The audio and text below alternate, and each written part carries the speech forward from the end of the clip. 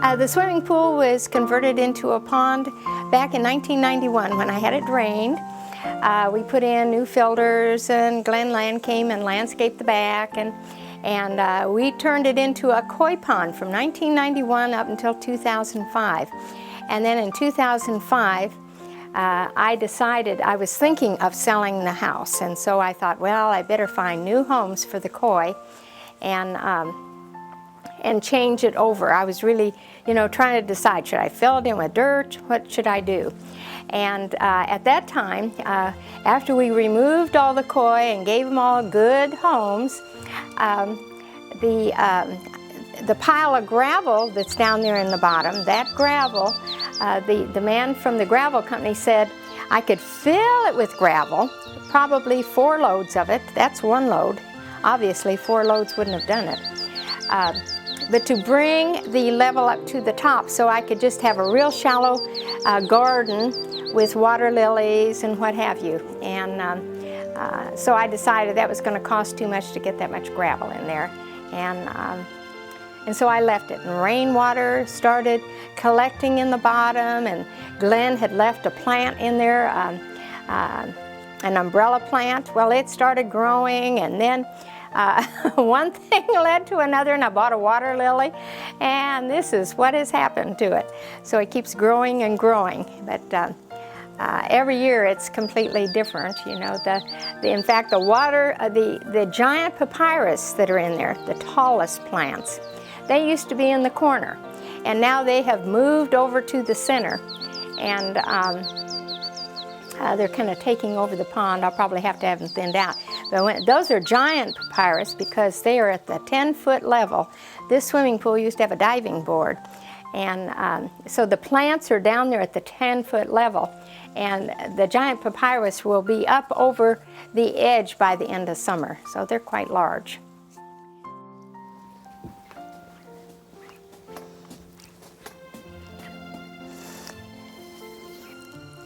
This is my lifeline.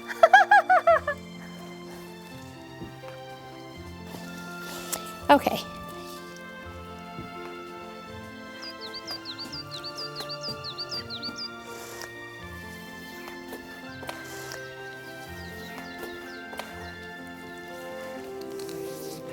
This is how I get in there.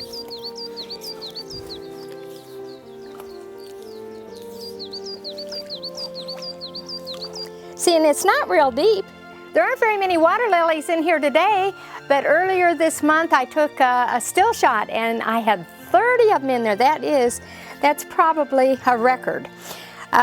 There's little fish in here, little mosquito eaters. So they eat the mosquito larvae. So they eat the gnats, they eat, the mosquitoes.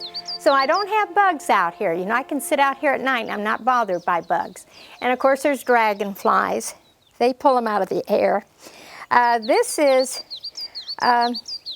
creeping primrose, and I'm trying to get it to creep up the side, which it will eventually. It has little yellow flowers. But by the time it's large enough to start creeping up there, winter comes and then it dies. So I have to pull it out. But see the large giant papyrus, see how big those are? They are, and they'll be up about, I would say, let's see, 10, maybe 12 feet by the end of summer. So they definitely are giant. But this is how I get in here. I know you can't see the little fish, and I've got this all stirred up. This would be considered a dirt pond now, because there's dirt that comes in from, that washes off the sides in the garden during rainstorms, or the algae, the buds and the plants that I don't get pulled out of there. Of course, they kind of just disintegrate on the bottom, and that becomes kind of like dirt. They start growing in that. This water lily used to be one little plant. And now this shows that it's overcrowded. Water lily leaves are supposed to float on the surface, but I like the crowding. I'm okay with it, and it's clear. The water's clear underneath the water lily. Wish there were more blooms that you could see, but There's only about 3 of them that are in bloom now. That's what I do. And if the barbecue grill ever gives way when I'm crawling up the side. The swimming pool does not have any holes in it at all. So if someone bought the property and wanted to make it a swimming pool, they could. Of course, they'd have to acid wash it and clean out the lines and everything and put in new pumps. But even the deck, when they put the deck in, they didn't drill any holes. The legs are just sitting on the bottom, and then they put a little bit of cement around each one, which could be knocked off, and the deck could be removed. Okay, in this bed here, this is vinca and oxalis and moss roses. I think this is, some of it I'm not sure of what it is, but it's still, see, part of it's still in bloom. But this is just all moss roses and vinca. That's oxalis again. That's all the same, and then petunias. I love petunias, but you have to go out every day and pull those little dead. This is Virginia creeper all along the garage and going over the sides into all the flower beds, but I really like the Virginia creeper. Down here, this is mostly bougainvillea. And these, the plants, like this large one here, that's a bougainvillea, and so are these over here. These were all smaller plants that I had in previous years in those baskets over there hanging over the side. And when I keep them out there for about 2 years, and then I repot them and put them in pots, and I give them away to people. I have so many. I love bougainvillea. It's easy to grow, but in the wintertime you have to bring all those in. The blue ones, that's salvia in that bed over there. There's salvia and dianthus and petunias and more moss roses. And the big pink one there, that is also a bougainvillea. And then there's the little rose bushes, the pink roses behind there. That's a pink rose bush at the end of this pathway too. It used to be small, but it fell off the fence. And so now it blocks my way of going to the back, to the gate. So to go to the gate, I have to go around here and up over the flower beds and around behind the 4 o'clocks. But I thought, you know, at times, it just looks so pretty, I'm just leaving it that way. There's cannas back there. They are not in bloom now. The roses are not in bloom. There's lantana.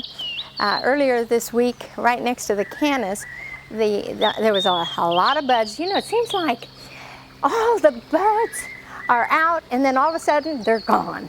And then here they come again, and then they're gone. And we are at a point right now where they are kind of gone. So, but there's also Mexican petunias, which I'll show you around the corner here.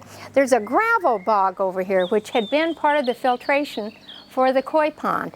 It was water coming from the pumps in the corner, and it would filter, it was just one of the filters, filter through the gravel. Well, I have Mexican petunias are growing out of there, but I think they don't grow very, very high because those rocks that are in there get very hot, I'm sure, in the summertime.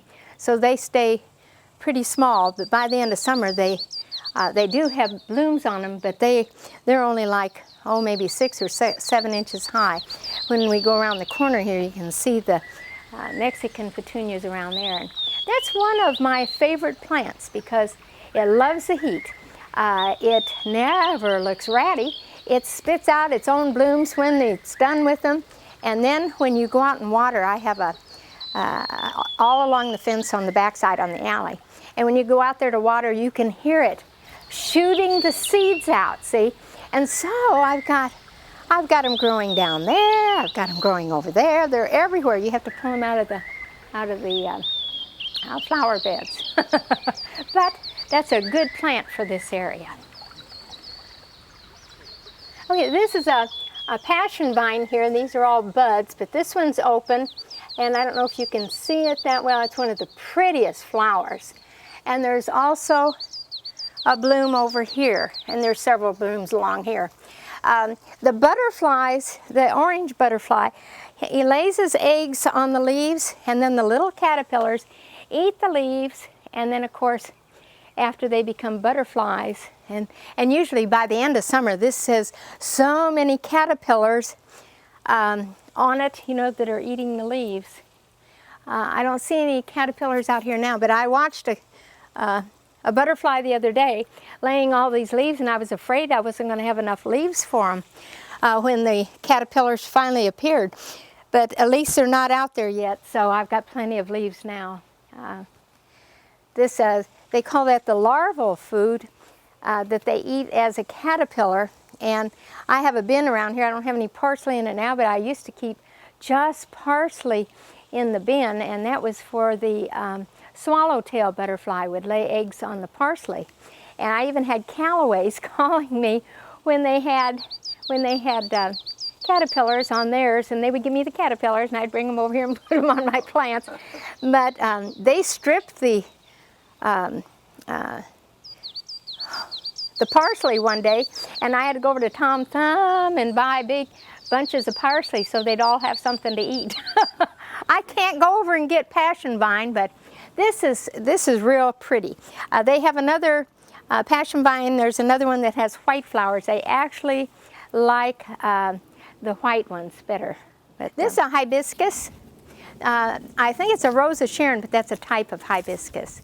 And see, there's many, many little buds on here, but I have chopped off the bottom, and I keep thinking if these buds weren't here, I would chop this so that I could easily go around here. You know, it's kind of crowded. But it's pretty. This canna lily is normally gorgeous. And I took some pictures and put it on Facebook. It's red and yellow, a combination. I have never seen that combination before. Sorry to tell you that there's one little bloom here, and that's only just the yellow one. So unfortunately, you can't see it this time. Go on Facebook, you can see it on there. Here, this indigo blue spires, the bumblebees love this, and I had 5 huge indigo blue spires in that bed there that took up the whole bed, and then they died 2 years ago in the winter. So this is all I have left. But see, there's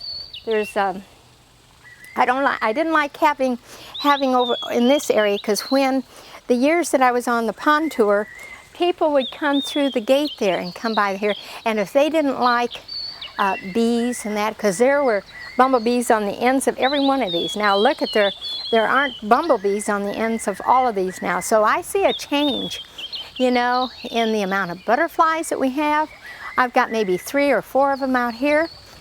I can remember one year I just had so many butterflies. It was beautiful. The whole place was just kind of moving, you know.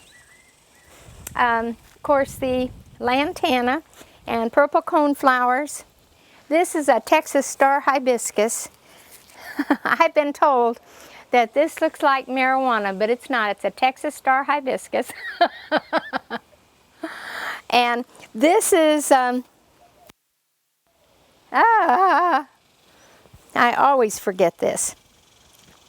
I'll come back to it, but this becomes a tree by the end of summer. It will be just huge. And then you chop it to the ground, and see, there's castor bean plant. That's what it is, castor bean. Here's some more passion flowers. See, there's quite a few that have opened up over here. These are the purples too. I think that's probably one of the prettiest flowers. Black-eyed Susans. The purple zinnias were in that bed last year. I had so many of them. But by the end of summer, shouldn't say this in front of them, but they look kind of ratty by the end of summer. So I moved them over here. And this is the Mexican petunias too. These are the pink ones. Behind you are the blue ones. But Mexican petunias, these are black-eyed Susans. I'm not sure what the little purple plant is. That's Turk's cap back here. It has red flowers on it. Now I moved 3 of them back there so that it's going to take over that flower bed, but I don't know if you can see the size of the flowers, but the hummingbirds like the Turk's cap. And of course the sunflower. I think that's about it. And of course the weeds. Okay, this is the Mexican petunia, and by summer, I mean, you can see all the little buds here that will soon open up, but they take care of themselves. They, you know, they pop their little dead flowers off, and when you go out and water them, you can actually hear the seeds flying off of the plant. You can hear them hitting the ground, and that's why they end up everywhere. But they stay thick, and if you want something to fill in an area and last, especially in this heat down here, I love the Mexican petunias. Those came from a friend of mine. And this is butterfly weed down here. I tried to gather up all the zinnia seeds so that I wouldn't have any in this area this year, but I see some of them survived, and that's okay. The butterflies love and the bees like the zinnias, purple zinnias. Lantana, a lot of lantana in here. This is a plumeria from Hawaii. When you travel to Hawaii, next to the cash registers down there, they have these little pieces of wood, and you can buy them for so much and take them home and stick them in dirt. And a friend of mine, one of the flight attendants, gave me this, and that's what it was. It was one of those little ones, and it keeps growing and growing. Now I've got it attached to that light there because the top is so big and it keeps falling over. And I put it in this pot. It needs a larger pot, but this too has to go into the den in the wintertime. The plumeria blossoms are little bitty flowers, clumps of them. And so each one of those branches will have a big clump of flowers on it, and they'll be so pretty. They too are purple, purplish pink. But it's really a pretty plant. It seems to like it right there, and even if it's hot, 102, doesn't matter, it likes it. Oh, that's the elephant ears. Elephant ears, yeah. And then it's got the Mexican petunias right in front of it, and a lot of the grasses. The 4 o'clocks will be in bloom at night. They come out after 4 o'clock. And there's a little butterfly. Come on over here. You'll be happy when you see the passion vine. It's the little orange butterflies that love the passion vine. That's where they lay their egg. The swallowtails are my favorite. They are so big. The yellow swallowtail and the black swallowtail. And so I'm definitely putting in more parsley back in there because they are huge and they are so pretty. Okay, well, I'm so glad you all came to see my pond again. This I know is going to be a much nicer video. And with this update, and I hope to have Walt back again next year for an update next year. So thanks again.